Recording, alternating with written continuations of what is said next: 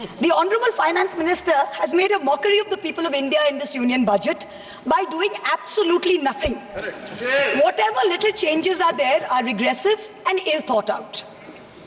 This is an illusory budget where the government knows fully well that the mandate of 2024, this coalition government, means that the people did not want a business as usual approach. The people wanted a course correction. What have you done? You've not listened to the mandate. Vinash Kale Viprit Buddhi, you have done the exact opposite. You've kept the same cabinet, you've kept the same finance minister who's given the same shoddy budget. Who is this budget for? The middle class make up 31% of India. The poor make up between 60 and 65% of India. I will demonstrate how this budget systematically strangles the poor and the middle class. This is a kursi bajao budget, a save the chair budget for this government, and even that it doesn't do very well. Broadly, there are two types of taxes: direct taxes, indirect taxes. Direct taxes are known as progressive taxes. Why are they progressive? So income tax, property tax, investment tax on capital gains, these are done in a way that the richer you are, the more tax you pay. So they're kind of fairer. Sir, please. Sir.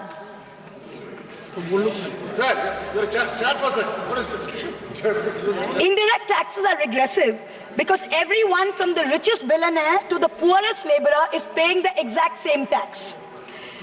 So GST, duties on petrol, duties on diesel are all indirect taxes. When we strive for a fair and equitable economy, we must have the balance of direct taxes and indirect taxes right. The US and the Europe broadly collect about 60% through direct taxes and 40% through indirect taxes. Some Scandinavian states with welfare models collect 70% through direct taxes, 30% from indirect taxes. In India, it is the exact opposite. 65% of tax collection comes from indirect taxes, where billionaires pay the same as the poorest laborers, and only 35% comes from direct taxes.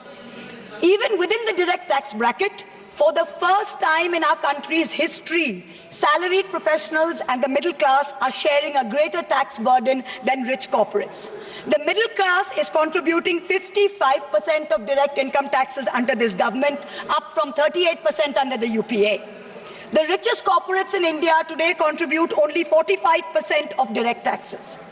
Not only is the middle class being taxed, but now with this budget, the savings of the middle class have also been taxed with removal of indexation and with a rise in the short-term capital gains.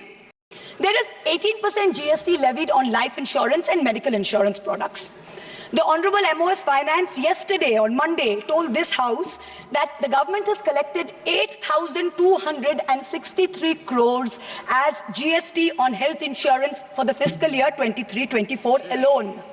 This is blood money. Our Honorable Chief Minister Mamata Banerjee wrote a letter to the Finance Minister, to the Centre, pointing out that this is a completely anti-people tax. What is life insurance? What is health insurance? It is people guaranteeing and spending money and protecting against life's uncertainties, against accident, against injury, against ill health, against death. What are you doing? You are imposing GST, same rate that a billionaire pays, the poorest middle class person has to pay.